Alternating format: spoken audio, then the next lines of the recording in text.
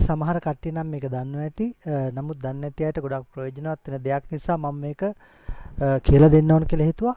මේක ඇත්තටම අපි WhatsApp පාවිච්චි කරනකොට අපිට ගොඩක් අපේ ලිස්ට් එකේ groups තියෙනවා. ඒ වගේම පුද්ගලික contacts තියෙනවා. ඒවා අතරින් අපිට හොයාගන්න බෑ හැම group එකක්ම. දැන් විශේෂයෙන්ම දැන් අපි ගත්තොත් මේ grade 6 වලට අදාළ මේ groups ටික තමයි මේ ඔයගොල්ලන්ට වෙනම පේනවා මෙතන තියෙනවා. දැන් ඔය මේ grade 6 වලට අදාළ groups ටික වෙනම වෙන් කරගන්නේ කොහොමද?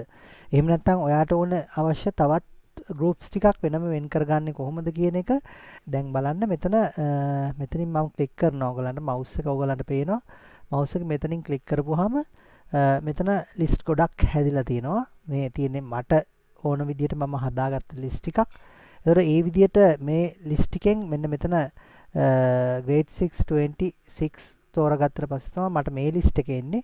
ඉතින් ඒ වගේම මෙතන තව list ගණනාවක් තියෙනවා. දැන් අපි බලමු grade 7 to 26 කියන set එක ඔන්න මට වෙන් කරලා අඳුන ගන්න පුළුවන් වෙනවා. ඒ වගේම ඒව එකක්වත් නෙමේ සියලුම අපිට කවදටත් පේන සියලුම list එක ගන්නවා නම් මෙන්න මෙතන all කියන එකෙන් අපිට යන්න පුළුවන් හැකියාව තියෙනවා.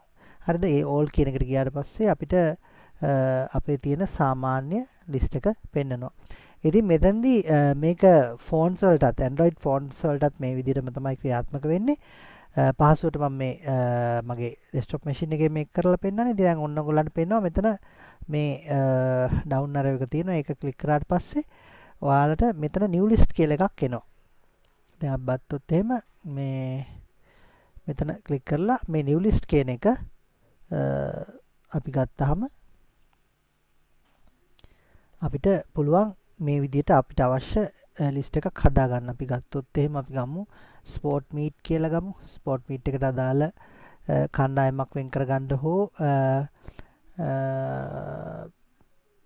ඒකට අදාළ අපිට අවශ්‍යව එක තැනකට ගන්න අවශ්‍ය නම් අපි ස්පෝර්ට් මීට් කියලා මෙතන දාලා add people or groups කියන මෙතන ක්ලික් කරනවා. මේක මේ විදිහටම තියෙනවා ෆෝන්ස් වලත්. හරිද? ඉන්න ප්‍රශ්නයක් නැහැ. මෙතනින් අපිට දාගන්න පුළුවන්. මම ගත්තොත් එහෙම මම මේකේ main way 2026 කියන එක මම ක්ලික් කරලා මම මෙතන ඕකේ කරනවා. ඔන්න ඕකේ කරාට පස්සේ අන්න ඒ ලිස්ට් එක හැදිලා තියෙන්නේ. හැදිලා කියන්නේ මෙතන යට create list කියලා තියෙනවා. create කියලා ගත්තම ඔන්න sport meet කියලා ලිස්ට් එක හැදිලා තියෙන්නේ. දැන් අපි ගත්තොත් එහෙම මෙතන අපිට මේ මෙතන හොයාගන්න පුළුවන් sport meet කියන ලිස්ට් එකට. ඉතින් මම ඔය එකක් තමයි ඇඩ් කරලා පෙන්නුවේ.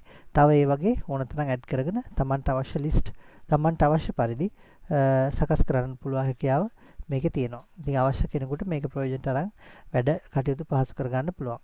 ඔයගොල්ලන්ට කිසි ප්‍රශ්නයක් නැහැ. ස්මාර්ට්ෆෝන් එකෙත් මේ විදිහටමයි තියෙන්නේ.